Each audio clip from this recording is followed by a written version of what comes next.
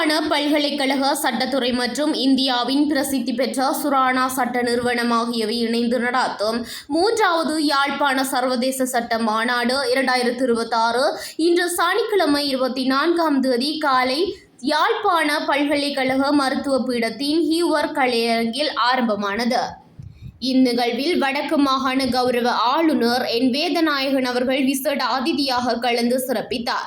சுரானா சட்ட நிறுவனத்துடன் இணைந்து 2024ஆம் ஆண்டில் முதலாவது சட்ட மாநாட்டை நடாத்திய யாழ் பல்கலைக்கழக சட்டத்துறை 2025இல் 2வது மாநாட்டையும் வெற்றிகரமாக நடத்தியிருந்தது. அதன் தொடர்ச்சியாக சர்வதேச சட்ட நிபுணர்களை இணைத்து 3வது முறையாக இம்முறை 2026ஆம் ஆண்டிற்கான மாநாட்டை இன்றும் நாளையும் நடத்துகின்றது. இன்று காலை 9 மணிக்கு ஆரம்பமான இம்மாநாட்டின் முதல் நாள் அமர்வுகளில் நீதித்துறை மற்றும் நிர்வாகத்துறையின் உயர்மட்ட பிரதிநிதிகள் பலர் கலந்து கொண்டனர். உயர் நீதிமன்ற நீதியரசர் கௌரவ சிதம்பரம் பிள்ளை துரைராஜா மற்றும் மேன்முறையீட்டு நீதிமன்ற தலைவர் நீதியரசர் கௌரவ ரோஹித் அபேசூரியா ஆகியோர் கலந்து கொண்டனர்.